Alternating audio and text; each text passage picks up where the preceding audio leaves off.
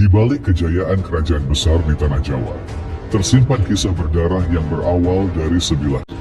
Keris itu ditempa oleh tangan seorang empu sakti, namun takdir menjadikannya pembawa malapetaka. Ambisi seorang manusia bernama Ken Arok membuat pusaka ini lahir sebelum waktunya. Dari sinilah lahir cerita tentang pengkhianatan, cinta, dan dendam yang tak pernah padam. Setiap darah yang tertumpah menjadi saksi kutukan yang tak terhindarkan. Inilah legenda keris Empu Gandring, pusaka yang menelan 7 turunan. Di tanah Jawa pada abad ke-13, sebuah daerah bernama Tumapel diperintah oleh seorang aku bernama Tunggul Ametung. Wilayah ini termasuk dalam kekuasaan kerajaan Kediri, namun memiliki otonomi yang cukup kuat. Disinilah hidup seorang lelaki bernama Ken Arok, seorang pengembara dengan masa lalu kelam. Ia lahir dari kalangan rakyat biasa, bahkan dikenal sebagai anak buangan yang hidup liar. Namun di balik kehidupannya, tersimpan ambisi yang menyala-nyala untuk menjadi penguasa. Ken Arok memiliki kecerdikan yang luar biasa. Bahkan sejak muda, ia terkenal sebagai orang yang sulit ditundukkan. Ia pernah menjadi perampok, tetapi keberaniannya membuat banyak orang segan padanya. Saat nasib mempertemukannya dengan Tunggul Ametung, Ken Arok kemudian diangkat sebagai prajurit dalam pengabdiannya.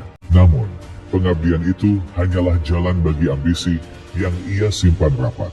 Dalam hatinya, ia yakin takdir besar menunggunya. Kehidupan Ken Arok berubah ketika ia melihat istri Tunggul Ametung, yaitu Ken Dedes. Kecantikan perempuan itu memikat hatinya sejak pandangan pertama. Menurut ramalan seorang pendeta, siapapun yang menikahi Ken Dedes akan melahirkan raja-raja besar. Ramalan itu semakin membakar nafsu Ken Arok untuk merebutnya dari tangan Tunggul Ametung. Sejak saat itu, ia mulai merencanakan jalan menuju kekuasaan. Namun, untuk menyingkirkan Tunggul Ametung, Ken Arok tahu ia tidak bisa sembarangan. Ia memerlukan sebuah senjata yang bukan hanya tajam, tetapi juga memiliki kesaktian. Ia mendengar nama seorang empu besar bernama Empu Gandring yang tinggal tak jauh dari Tumapel. Sang empu terkenal mampu membuat pusaka yang mengandung tuah luar biasa. Tanpa ragu, Ken Arok berniat menemuinya. Dalam pikirannya, Ken Arok membayangkan keris sakti yang mampu menembus pertahanan siapapun. Senjata itu harus cukup kuat untuk menumbangkan seorang pemimpin tanpa memberi celah untuk perlawanan. Ia percaya keris buatan Empu Gandring akan menjadi kunci takdirnya. Dengan keris itu, ia akan membuka jalan menuju Ken Dedes dan singgasana Tumapel. Setiap langkahnya semakin dikuasai oleh obsesi yang tak bisa dibendung. Orang-orang di sekitar Ken Arok mulai merasakan perubahan dalam dirinya. Ia tidak lagi hanya seorang prajurit biasa, melainkan pribadi yang haus akan kekuasaan. Ambisinya membuatnya semakin berani melawan aturan. Beberapa sahabatnya bahkan merasa takut melihat pancaran matanya yang penuh tekad. Ken Arok telah menentukan jalannya, meski jalan itu dipenuhi darah. Dalam sebuah malam yang sunyi, Ken Arok merenung di luar dinding Tumapel. Ia memandang bintang-bintang sambil membayangkan masa depan yang gemilang. Di matanya, tahta Tumapel seolah telah berada di genggamannya. Namun, ia tahu semua itu tidak akan datang tanpa pengorbanan. Itulah saat ia memutuskan, besok ia akan menemui Empu Gandring. Dengan hati penuh keyakinan, Ken Arok menapaki perjalanan menuju rumah sang empu. Ia membawa sedikit bekal, namun pikirannya dipenuhi oleh gambaran keris sakti. Bayangan Ken Dedes dengan sinar kecantikannya terus menghantuinya sepanjang jalan. Setiap langkah terasa seperti mendekatkan dirinya pada takdir besar. Sejarah Tumapel akan segera berubah, dimulai dari pertemuannya dengan Empu Gandring. Ken Arok akhirnya tiba di sebuah pedesaan sunyi di pinggiran hutan. Di sanalah berdiri rumah sederhana milik seorang empu legendaris, Empu Gandring. Meski tempatnya tampak sederhana, aura kewibawaan menyelimuti sekitarnya. Para penduduk desa sering menceritakan kesaktian sang empu dalam membuat pusaka. Ken Arok melangkah masuk dengan hati berdebar. Empu Gandring adalah sosok tua dengan rambut putih panjang dan tatapan mata yang tajam. Tangannya kokoh, meski usianya telah senja, seakan terbiasa dengan palu dan besi panas. Saat melihat Ken Arok, ia langsung menyadari ada sesuatu yang berbeda pada tamunya.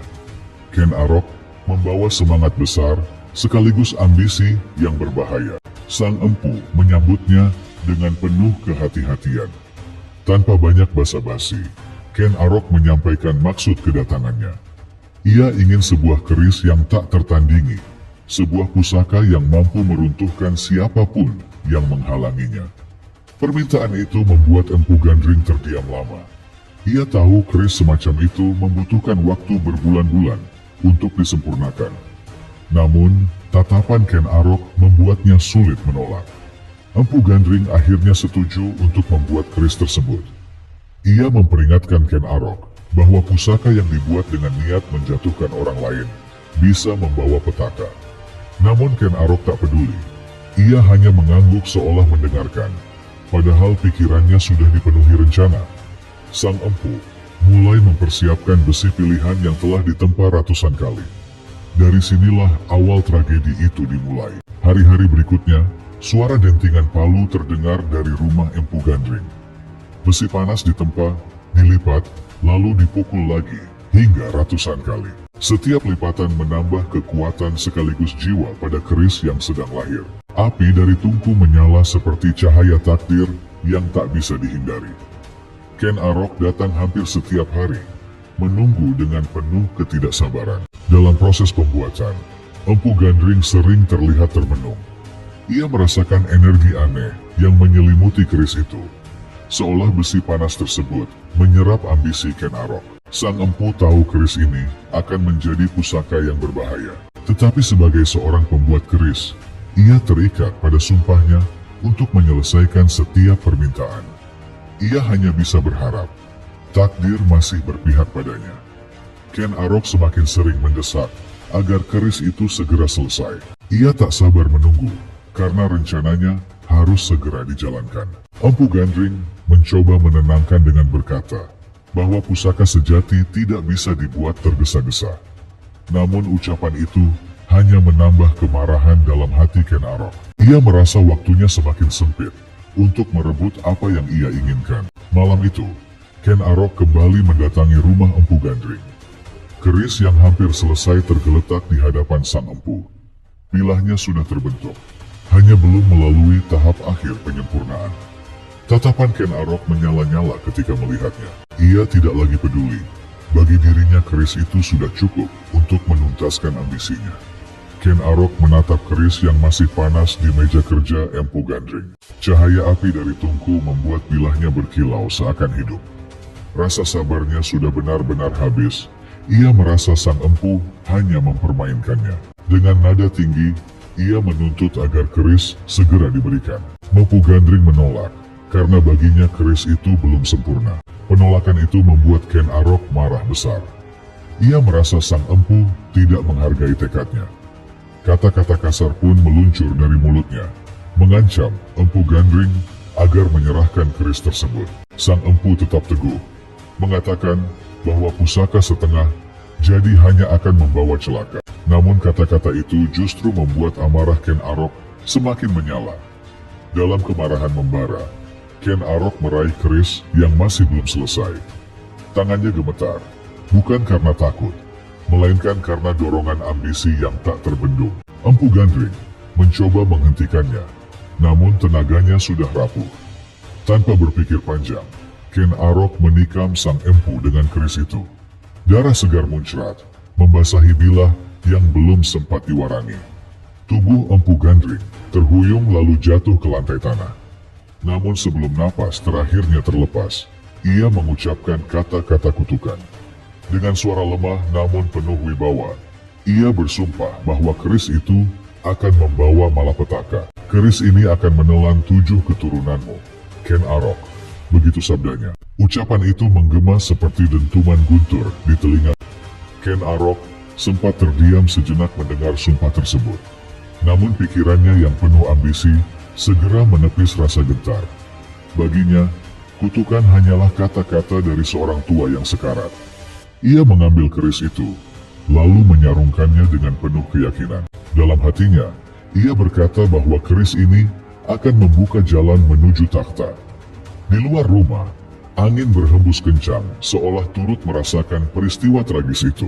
Api tungku perlahan padam, meninggalkan asap tipis yang membubung ke langit malam. Desa kecil itu pun menjadi saksi bisu lahirnya sebuah kutukan. Empu Gandring telah tiada, namun suaranya akan terus hidup dalam darah yang tertumpah. Ken Arok melangkah pergi, tanpa menoleh ke belakang. Sejak malam itu, keris Empu Gandring menjadi pusaka berdarah. Bilahnya yang belum sempurna, seakan menyerap energi dari kematian sang empu. Aura mistis mengelilinginya, membuat siapapun yang melihat merasa ngeri. Namun di tangan Ken Arok, keris itu hanyalah alat untuk meraih cita-cita. Ia sama sekali tak menyadari bahwa takdirnya sudah mulai terkunci. Ken Arok kembali ke Tumapel dengan hati penuh percaya diri. Ia kini memegang senjata yang ia anggap sebagai kunci menuju masa depan. Tak ada lagi penghalang di matanya, termasuk Tunggul Ametung. Dalam pikirannya, waktu untuk merebut Ken Dedes semakin dekat. Namun ia tidak tahu, setiap langkahnya kini diawasi bayangan kutukan Empu Gandring. Kembali ke Tumapel, Ken Arok menyusun rencana licik. Ia tahu bahwa Tunggul Ametung, penguasa Tumapel, adalah penghalang utama bagi ambisinya. Selain berkuasa, Tunggul Ametung memiliki istri yang dicintai Ken Arok, yaitu Ken Dedes. Dengan keris Empu Gandring di tangannya, ia merasa waktunya telah tiba. Malam pembalasan pun segera dipilihnya. Ken Arok menunggu waktu yang tepat untuk melancarkan aksinya. Ia mempelajari kebiasaan Tunggul Ametung dari perjalanannya hingga saat-saat ia beristirahat. Keris pusaka itu ia simpan rapat-rapat. Hanya ia keluarkan untuk merasakan kilau bilahnya. Hatinya berdegup keras setiap kali ia membayangkan tikaman maut itu. Namun, keyakinan dalam dirinya semakin tak tergoyahkan. Malam yang gelap turun dengan sunyi, hanya suara jangkrik mengisi udara. Ken Arok menyelinap dengan langkah hati-hati menuju tempat Tunggul Ametung. Cahaya bulan redup membuat bayangan tubuhnya samar. Saat Tunggul Ametung lengah, ia menghunus keris itu tanpa ragu. Tikaman pertama keris Empu Gandring akhirnya menelan nyawa sang penguasa Tumapel. Darah Tunggul Ametung mengalir membasahi tanah, menandai korban pertama keris tersebut. Tubuhnya terhuyung, lalu jatuh tanpa mampu melawan. Tatapannya kosong, tak menyangka akan dikhianati oleh orang dekatnya. Ken Arok menatapnya dengan dingin, seolah tak ada lagi penyesalan dalam dirinya. Dengan itu, langkah pertama menuju takhta telah ia tapaki. Kematian Tunggul Ametung membuat gempar seluruh Tumapel. Namun Ken Arok segera mengatur siasat agar ia tidak dicurigai. Ia menuduh pembunuhan itu dilakukan oleh orang lain, sehingga dirinya tetap dianggap loyal. Dengan kecerdasannya, ia berhasil memutarbalikkan keadaan. Perlahan-lahan, ia menyiapkan diri untuk merebut hati rakyat. Ken Dedes yang ditinggal suaminya berada dalam duka mendalam. Namun kecantikan dan karisma dirinya membuat banyak mata tertuju padanya. Ken Arok melihat kesempatan besar terbuka lebar. Dengan tipu daya, ia mendekati Ken Dedes yang rapuh. Dari sanalah awal perebutan cinta, sekaligus kekuasaan dimulai. Rakyat Tumapel lama-kelamaan mulai menerima Ken Arok sebagai pemimpin baru. Ia tampil dengan wibawa, penuh karisma, seolah memang ditakdirkan menjadi penguasa. Perkawinannya dengan Ken Dedes semakin memperkuat posisinya. Ramalan tentang Ken Dedes sebagai ibu para raja besar membuatnya semakin percaya diri. Kini jalan menuju singgasana semakin nyata di hadapannya. Namun di balik semua itu, bayangan kutukan Empu Gandring belum hilang. Keris berdarah itu masih tersimpan di tangannya, menanti korban berikutnya. Darah Tunggul Ametung hanyalah awal dari rantai malapetaka. Ken Arok belum menyadari bahwa setiap tikaman adalah bagian dari takdir kelam. Sejarah Tumapel pun mulai berubah dengan darah sebagai tinta pertama. Setelah Tunggul Ametung tiada, Ken Arok perlahan-lahan memperluas pengaruhnya. Ia mengambil alih kepemimpinan Tumapel dengan dukungan sebagian besar rakyat. Perkawinannya dengan Ken Dedes memberi legitimasi yang kuat. karena ramalan tentang dirinya sudah tersebar luas. Semua orang percaya, dari rahim Ken Dedes akan lahir raja-raja besar.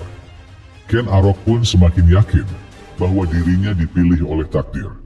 Namun kekuasaannya tidak serta-merta diterima oleh semua pihak. Ada perlawanan dari Kediri, kerajaan induk yang berkuasa atas Tumapel.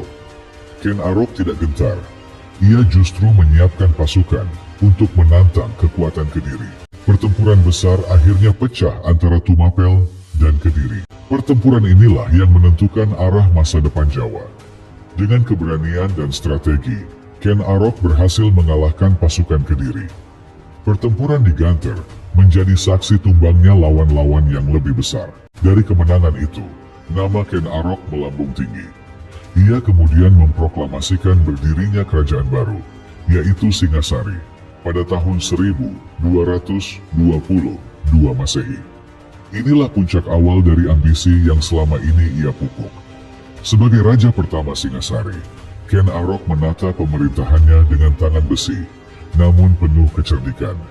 Ia mengangkat pejabat-pejabat yang setia, sekaligus menyingkirkan mereka yang berpotensi mengkhianati. Kekuasaan Singasari pun berkembang pesat, menjadi pusat kekuatan baru di Jawa. Rakyat menyambut dengan sukacita, mengira era kemakmuran telah tiba. Namun di balik kejayaan itu, keris Empu Gandring masih tergeletak dengan haus darah. Ken Arok semakin larut dalam kebesaran yang ia raih. Ia merasa benar-benar dipilih para dewa untuk memimpin tanah Jawa. Ken Dedes mendampinginya dengan anggun, menjadi simbol keberuntungan dan kejayaan. Namun, Ken Arok tak pernah bisa melupakan cara ia merebut segalanya. Dengan tikaman keris kutukan, diam-diam, perasaan resah mulai tumbuh dalam hatinya. Di lingkungan istana, para bangsawan dan rakyat mulai membicarakan asal-usul keris itu. Banyak yang tahu bahwa pusaka itu lahir dari tangan Empu Gandring yang dibunuh oleh Ken Arok sendiri. Bisikan tentang kutukan pun menyebar diam-diam. Meski tak ada yang berani menantang langsung, rumor itu membuat bayangan kelam menggantung di atas tahta. Ken Arok berusaha menutupinya dengan kekuasaan dan kekerasan. Ken Dedes, dengan kebijaksanaannya, sering menasihati Ken Arok agar berhati-hati. Ia melihat ambisi suaminya bisa menjerumuskannya ke dalam bahaya. Namun, Ken Arok merasa dirinya terlalu kuat untuk dihancurkan. Ia menolak percaya bahwa sebuah keris bisa menentukan nasibnya. Baginya, dialah penguasa yang mengendalikan takdir. Tapi sejarah selalu punya jalannya sendiri. Kutukan yang diucapkan Empu Gandring belum berhenti pada Tunggul Ametung. Darah masih harus ditumpahkan untuk memenuhi janji 7 turunan. Diam-diam, keris itu menunggu saatnya kembali digunakan. Dan ketika waktunya tiba, darah Ken Arok sendiri yang akan menjadi korbannya. Di dalam istana Singasari, kehidupan tampak megah dan penuh kejayaan. Namun di balik dinding yang kokoh, dendam lama masih mengintai. Anusapati, putra Ken Dedes, dengan Tunggul Ametung, tumbuh dengan hati penuh kecurigaan. Ia sering mendengar bisikan tentang kematian ayah kandungnya. Semakin dewasa, semakin kuat pula rasa ingin tahunya tentang kebenaran. Rahasia itu akhirnya terbongkar ketika seorang pengikut tua membisikkan fakta yang mengejutkan. Ia diberitahu bahwa Tunggul Ametung tewas bukan karena musuh luar, melainkan ditikam oleh Ken Arok sendiri. Lebih dari itu, senjata yang digunakan adalah keris Empu Gandring yang terkenal angker.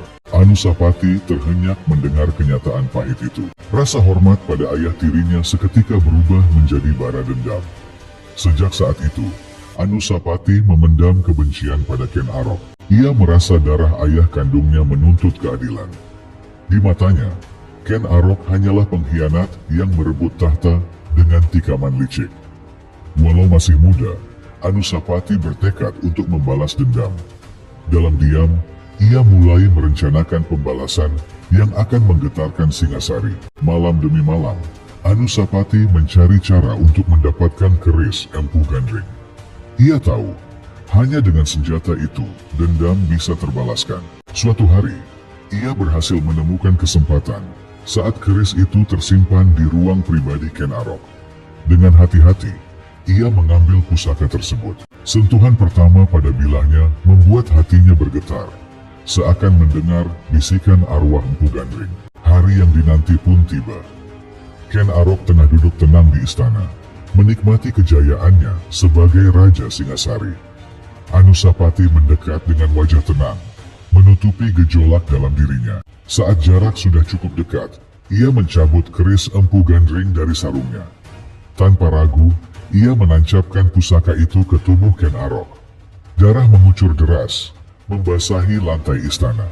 Ken Arok terkejut, tidak menyangka anak tirinya sendiri menjadi pelaku pengkhianatan. Tatapannya membeku, menyadari kutukan Empu Gandring benar-benar nyata. Dengan sisa napas terakhir, ia menatap ke arah keris yang menusuk tubuhnya. Senjata itu kini memakan tuannya sendiri. Kematian Ken Arok mengguncang seluruh Singasari. Rakyat terkejut, bangsawan istana terguncang, dan prajurit kehilangan arah. Namun Anusapati segera mengumumkan dirinya sebagai raja baru. Dengan alasan dendam darah, ia merasa memiliki hak yang sah atas takhta. Sejarah pun berbalik. Darah membalas darah. Pusaka itu menuntut korban berikutnya. Keris Empu Gandring kini kembali berlumur darah. Dua nyawa besar sudah direnggutnya, Tunggul Ametung dan Ken Arok. Namun kutukan itu belum berakhir, karena sumpah Empu Gandring masih menuntut hingga 7 turunan. Anusapati yang kini berkuasa tidak menyadari bahwa ia pun menjadi bagian dari lingkaran maut. Sejarah Singasari akan terus dipenuhi intrik dan tragedi. Setelah kematian Ken Arok, Anusapati naik tahta sebagai Raja Singasari. Ia merasa dendam ayahnya, Tunggul Ametung, telah terbalaskan. Dengan percaya diri, ia memimpin kerajaan dan mencoba menata pemerintahan. Namun, ia tidak sadar bahwa darah yang ia tumpahkan membuka jalan bagi kutukan berikutnya. Bayangan keris Empu Gandring masih mengintai di balik singgasana. Anusapati dikenal sebagai raja yang tidak terlalu ambisius dalam memperluas wilayah. Ia lebih suka menghabiskan waktunya dalam kemewahan istana. Seringkali ia mengadakan sabung ayam untuk menghibur dirinya. Rakyat melihatnya sebagai raja yang lemah, namun tenang. Namun kelemahan itu justru membuka celah bagi lawan-lawannya. Di sisi lain, Tohjaya, putra Ken Arok dari selir bernama Ken Umang, diam-diam menyimpan dendam. Ia tidak terima ayahnya mati di tangan Anusapati. Tohjaya mengetahui bahwa keris Empu Gandring kembali digunakan dalam pembunuhan itu. Dengan kecerdikan, ia menyusun rencana untuk membalas dendam. Ia menunggu saat paling tepat untuk menyerang. Rahasia kematian Ken Arok akhirnya terbuka ke telinga Tohjaya. Ia mendapatkan bukti bahwa Anusapati memang menikam ayahnya dengan keris kutukan. Amarahnya membara, seakan api dendam tak lagi bisa dipadamkan. Ia pun bertekad menggunakan cara yang sama untuk membalas. Bagi Tohjaya, keris Empu Gandring adalah alat keadilan, sekaligus jalan menuju tahta. Suatu hari, Anusapati sedang tenggelam dalam kegemarannya, sabung ayam. Ia duduk dengan santai, dikelilingi bangsawan yang ikut menyaksikan permainan. Suasana tampak meriah, penuh sorakan dan tawa. Tanpa ia sadari, Tohjaya mendekat dengan keris Empu Gandring di genggamannya. Saat lengah itulah, sejarah kembali berulang. Tohjaya menghunjamkan keris Empu Gandring ke tubuh Anusapati. Darah raja itu muncrat, sorak-sorai mendadak berubah menjadi jeritan. Semua orang terdiam, menyaksikan tragedi yang tak terduga. Anusapati roboh tak berdaya, dengan wajah kaget yang tak sempat meminta penjelasan. Dengan itu, keris kutukan kembali menuntut korban. Setelah peristiwa itu, Tohjaya segera mengangkat dirinya sebagai raja. Ia mengumumkan bahwa tindakannya adalah balas dendam atas kematian Ken Arok. Namun, sebagian rakyat dan bangsawan tidak sepenuhnya menerima alasan itu. Mereka menganggap Tohjaya hanyalah pewaris darah yang haus kekuasaan. Meski demikian, tahta Singasari pun akhirnya jatuh ke tangannya. Kematian Anusapati menambah daftar panjang korban keris Empu Gandring. Dari Tunggul Ametung, Ken Arok, hingga kini Anusapati. Kutukan itu terus menagih janji 7 turunan. Darah yang tertumpah bukan lagi sekadar kebencian pribadi, melainkan warisan dendam abadi. Tohjaya merasa menang, namun sesungguhnya ia hanya bagian dari rantai kutukan. Pusaka itu masih belum puas. Setelah menumbangkan Anusapati, Tohjaya berdiri sebagai raja baru Singasari. Ia merasa dendam atas kematian ayahnya, Ken Arok, telah terbalaskan. Namun kebahagiaan itu tidak berlangsung lama. Rakyat dan bangsawan menaruh curiga pada kepemimpinannya. Aura kegelapan selalu mengikuti jejaknya, seolah keris Empu Gandring menolak untuk diam. Tohjaya dikenal sebagai penguasa yang keras dan penuh kecurigaan. Ia lebih sibuk menjaga singgasananya daripada menyejahterakan rakyat. Setiap orang yang dianggap lawan, segera ia singkirkan tanpa ampun. Hal ini membuat istana dipenuhi ketakutan. Kesetiaan orang-orang di sekitarnya pun semakin rapuh. Banyak bangsawan yang menilai Tohjaya tidak layak memimpin. Mereka melihatnya sebagai raja yang naik tahta hanya karena dendam, bukan karena kemampuan. Berbeda dengan Ken Arok yang berwibawa atau Anusapati yang tenang, Tohjaya lebih sering menebar teror. Hal ini membuat para pejabat mulai bersekongkol di belakangnya. Benih pemberontakan perlahan tumbuh di dalam Singasari. Sementara itu, keris Empu Gandring tetap disimpan oleh Tohjaya. Ia menganggap pusaka itu sebagai simbol kekuatan sekaligus pelindung. Namun setiap kali ia menatap bilahnya, ia merasa seakan mendengar bisikan kematian. Bayangan para korban sebelumnya menghantui pikirannya. Malam-malamnya dipenuhi mimpi buruk tentang darah yang tak pernah berhenti mengalir. Pemberontakan akhirnya benar-benar meletus. Para bangsawan dan rakyat yang kecewa bersatu melawan Tohjaya. Mereka melihat kutukan keris itu sebagai bukti bahwa raja mereka tidak diberkati. Dalam pertempuran yang sengit, Tohjaya mencoba bertahan dengan sisa kekuatannya. Namun, takdir berkata lain. Tohjaya akhirnya terluka parah dalam pertempuran. Tubuhnya roboh, sementara keris Empu Gandring terlepas dari genggamannya. Senjata itu kini berlumur darahnya sendiri, menambah satu korban lagi dalam rantai kutukan. Para pemberontak segera merebut istana. Singasari kembali berguncang oleh pergantian raja yang penuh darah. Masa kekuasaan Tohjaya yang singkat menjadi bukti bahwa tahta yang diraih dengan keris kutukan tidak akan pernah langgeng. Rakyat kembali diliputi kecemasan tentang siapa yang akan naik menggantikannya. Intrik politik semakin tajam, karena setiap pewaris tahu keris itu masih ada. Semua orang takut, namun pada saat yang sama menginginkannya. Kutukan itu seolah menjerat setiap penguasa Singasari. Dengan kematian Tohjaya, keris Empu Gandring menambah daftar korban berikutnya. Tunggul Ametung, Ken Arok, Anusapati, hingga kini Tohjaya, semuanya tersungkur oleh kutukan yang sama. 4 korban sudah jatuh, 3 lagi masih menunggu. Sejarah Singasari semakin berlumuran darah, dan kutukan itu belum selesai. Setelah tumbangnya Tohjaya, Singasari kembali mengalami kekacauan politik. Para bangsawan berebut tahta, dan rakyat bingung siapa yang layak memimpin. Namun di balik semua itu, bayang-bayang keris Empu Gandring tetap menghantui. Semua orang tahu pusaka itu belum puas. Korban baru pasti akan datang untuk memenuhi janji 7 turunan. Keris itu berpindah dari satu tangan ke tangan lain, seakan mencari mangsanya sendiri. Setiap penguasa yang memilikinya selalu berakhir dengan darah. Tidak ada seorang pun yang benar-benar bisa menguasainya. Bahkan raja yang paling berkuasa pun tak luput dari kutukan. Keris Empu Gandring selalu menjadi penentu akhir setiap ambisi. Hingga generasi berikutnya, keris itu terus menuntut korban. Dari Tunggul Ametung, Ken Arok, Anusapati, hingga Tohjaya, semuanya menjadi saksi sumpah seorang empu yang dikhianati.